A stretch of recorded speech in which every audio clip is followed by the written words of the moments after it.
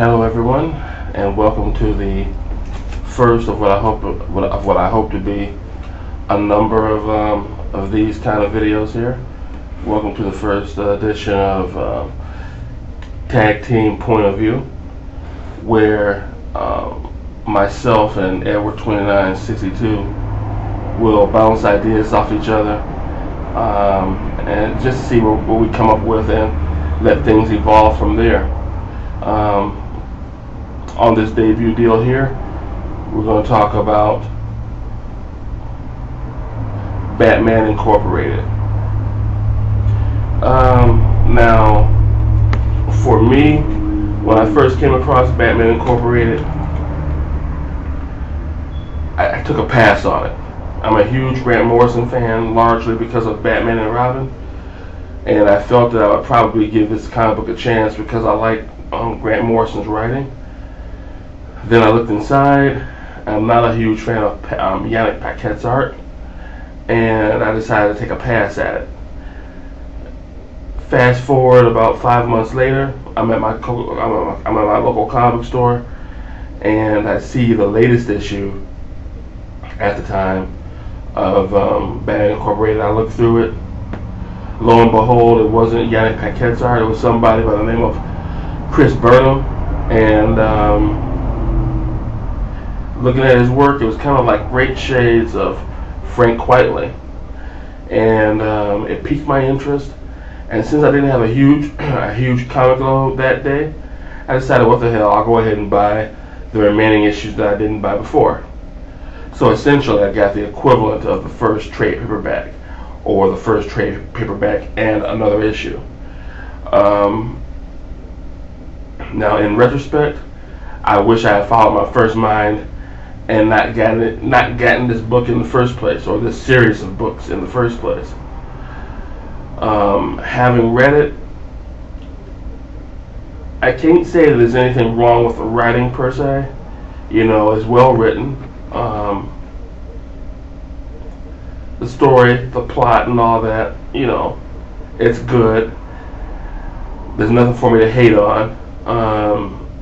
And even the art, which a lot of it took me a little bit of getting used to, I got used to it because of the framework in which Grant Morrison set things up with his writing. It was like the art fit on both fields, on Yannick's field and on Chris Burnham's field. But the thing that I need in a comic,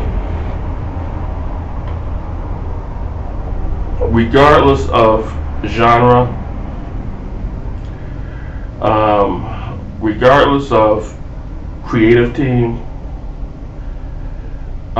regardless of whether it's an epic spanning adventure or something that's very singular in nature, I need for a comic to have characters that I care about. And this is a comic that did not do that for me. Sure, Bruce Wayne is okay, you know. Selina Kyle, I dig her. But these Batman in training, sorry, it just wasn't anything that caught my attention.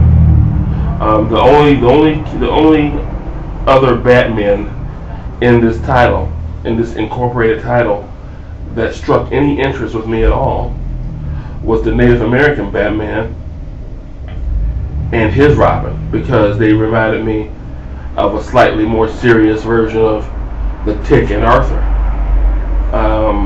with the Native American Batman, of course, being the Tick and his sidekick being Arthur. But aside from that, those characters just basically left me cold. I really didn't care whether any of those characters, you know, lived or died. And I think one of the main things you have to have is, with rare exception, of course, but one of the main things you have to have is characters you care about. And if you can't care about a character, you know, it's like, see ya. But anyway, that's basically my take on Batman Incorporated. I can't wait to hear what Ed's rebuttal is going to be. And with that, I think I'm going to leave it off right here. For those of you who listened, thank you. And